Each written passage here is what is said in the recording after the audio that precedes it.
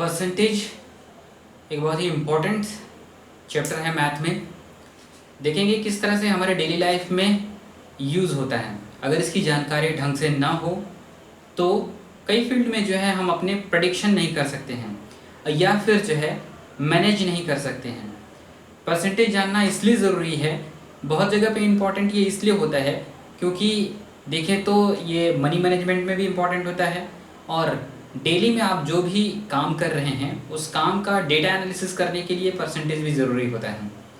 Percentage में चीज़ों को जब एक्सप्रेस किया जाता है तो हमारे सामने एक व्यूज़ होता है कि अगर हम कोई काम 100% सही कर रहे हैं तो उसमें 100% होता कितना है, और हम जो काम कर रहे हैं अगर वो 100% से कम है तो कितना कम है।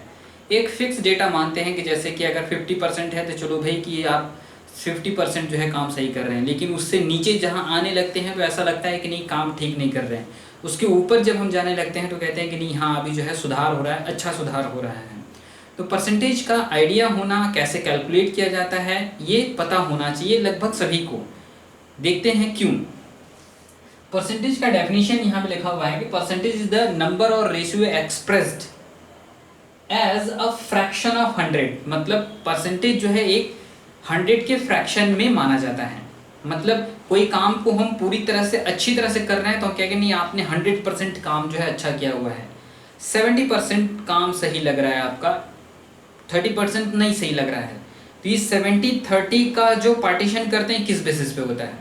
इलेक्शन में देखते हैं कोई अगर नेता जीत रहा है या फिर उसने जो है जीता हुआ है कोई सीट, तो कितने परसेंट वोट से जीता हुआ है, कितनी पॉपुलेशन है, कितने परसेंटेज ऑफ पॉपुलेशन एक पर्टिकुलर एरिया में जो है किसी एक पर्टिकुलर जो है नेता को उन्होंने जो है या कैंडिडेट को वोट दिया हुआ है, वो परसेंटेज में नापते हैं।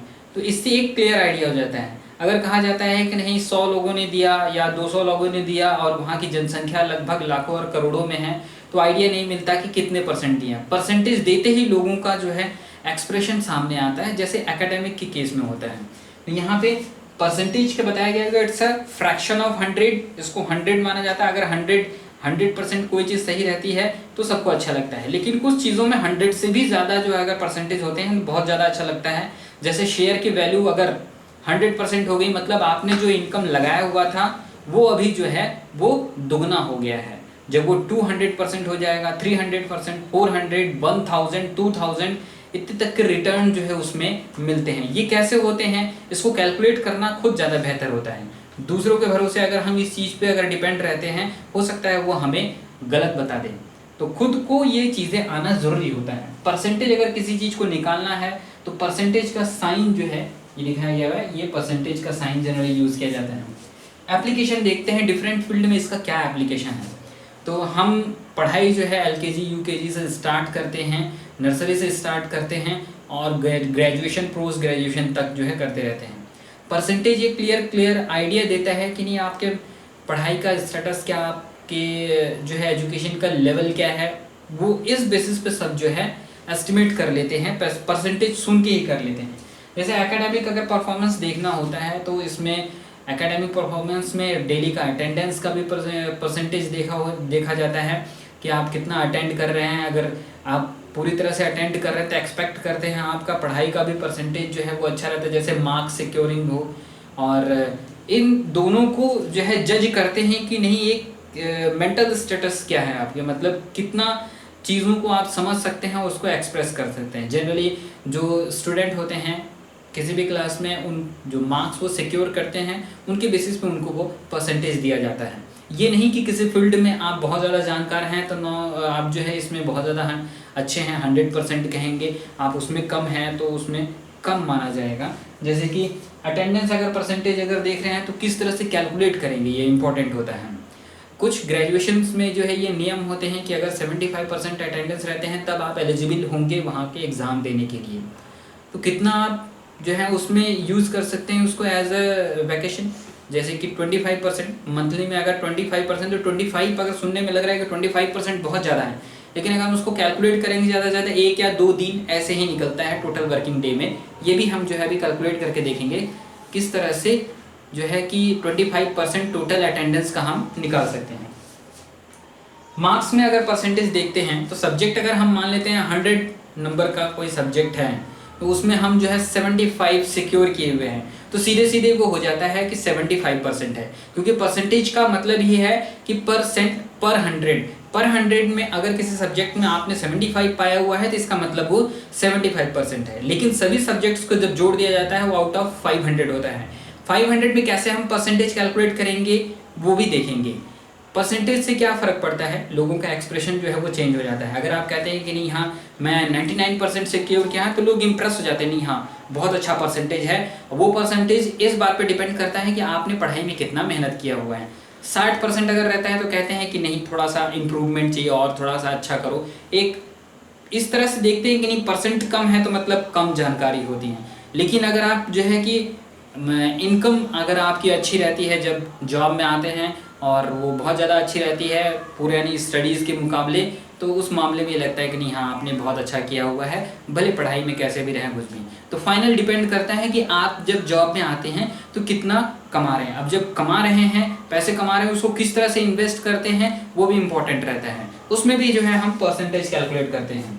जैसे हाउस होल्ड एक्सपेंसेस में आप कमाना शुरू कर दिए हैं, खर्चा भी उसी हिसाब से शुरू होगा। घर में अगर खर्चे हो रहे हैं तो कहाँ कहाँ पे हो सकते हैं, तो उसमें देखेंगे कि परसेंटेज ऑफ इनकम आप कहाँ कहाँ खर्च कर रहे हैं, फूड में कितना कर रहे हैं, एजुकेशन चाइल्ड एजुकेशन में कितना कर रहे हैं, खुद के लिए अगर वो डेवलपमेंट कर रहे हैं जैसे पीएचडी कर रहे हैं नौकरी के साथ साथ, तो कितना परसेंट उसमें पैसे लग रहे हैं।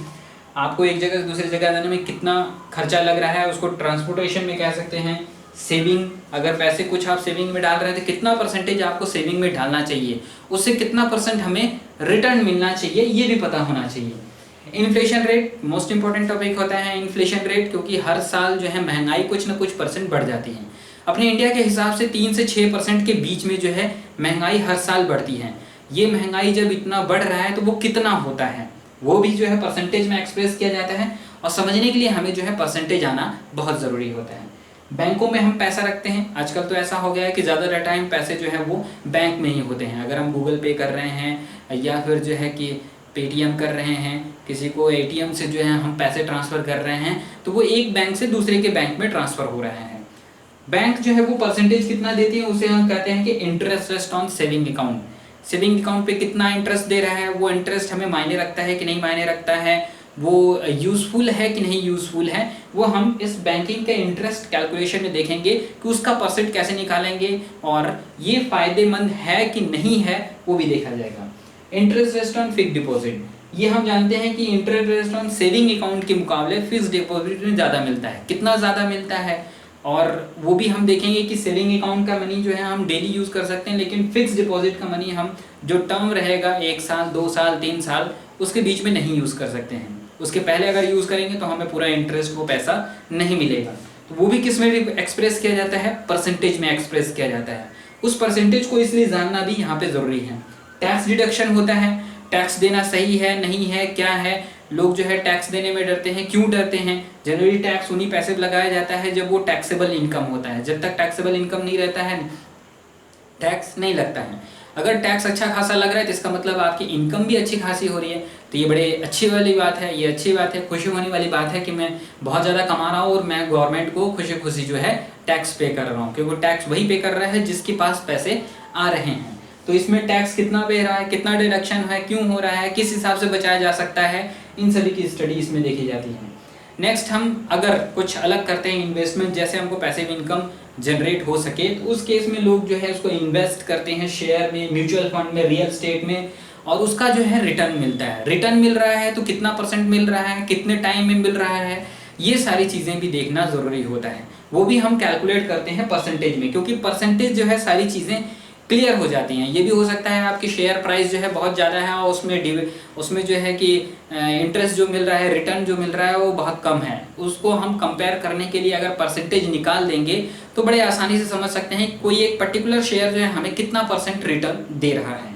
तो ये इस बात से समझ सकते हैं कि इन्वेस्टमेंट में परसेंटेज का बहुत बड़ा इंपॉर्टेंस है। बिजनेस डेटा एनालिसिस में जो है परसेंटेज इंपॉर्टेंट है। हम इस एनालिसिस से पता कर सकते हैं कौन सा पर्टिकुलर जो सबसे सामान जो है बिक रहा है वो कितना परसेंट ज़्यादा बिक रहा है बाकी और सामान के मुकाबले, उसका स्टोरेज हमें कितना करना चाहिए। एक साल भर का अगर हम डेटा रिकॉर्ड कर लेते हैं लिखने के लिए तो सभी रिटेलर्स उसको लिखते हैं, लेकिन उसकी अगर एनालिसिस कर लें तो नेक्स्ट ईयर जो है हम प्रेडिक्ट कर सकते हैं इस महीने में, इस मौसम में ये प्रोडक्ट जो है इतना % बिका था, उस हिसाब से मुझे पहले इन्वेस्ट कर देना चाहिए। क्योंकि अगर जो बेचने के लिए जो सामान होते हैं वो पेरिशेबल और नॉन पेरिशेबल, पेरिशेबल मतलब वो एक कम समय के लिए रखे जाए, नॉन पेरिशेबल जो है ज़्यादा समय के लिए रखे जाए। उसको अगर हम बहुत पहले खरीद लेते हैं जो अगले साल तक चलेगा, जिसका एक्सपायर होना ज़रूरी नहीं है, जैसा कि ये साबुन हो गया, वो भी जो है क्लॉथ साफ करने वाला वॉशिंग पाउडर हो गया, एक पर्टिकुलर टाइम तक अगर वो चल जाता है तो अभी खरीद लेंगे तो उसका % जो है हमें कम पड़ेगा, तो जब उसको बेचा जाएगा वो हायर रेट पे बिकेगा, तो उसमें ज़्यादा फ़ायदा होगा। इन सारी चीज़ों को एनालिसिस करने के लिए जो है % का आना, एवरेज का आना बहुत ज़रूरी है, जो हमें इकोनॉमी में सुधारने में बहुत ज़्यादा फ़ायदा हो सकता है।